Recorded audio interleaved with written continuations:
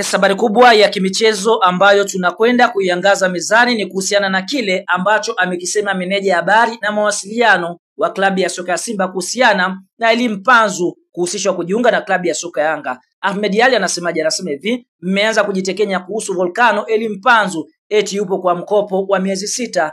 AS Vita washamuuza kwa klabu nyingine. Sisi tushapita level za kuchukua mchezaji kwa mkopo tena wa miezi 6. Acheni kujisumbua, tunajua mmeshaenda Kongo kuulizia upatikanaji wake. Epuka matapeli. Elie Mpanzu ni mali halali ya Simba kwa miaka miwili. Endeleeni kufurahia Mpanzu akiwa kwetu, na kama mnamhitaji sana itawalazimu kumsubiri kwa miaka 13 kama ilivyokuwa kwa namba 20 yani Mkude, au 17 Clatous Chama. Kamalizia na kusema hivi: aliyekuwa wenu atakuwa wetu na wetu watabaki kuwa wetu. Hapa ni kijembe kizito, akimaanisha kuna uwezekano Faisali akajiunga na klabu ya soka ya Simba.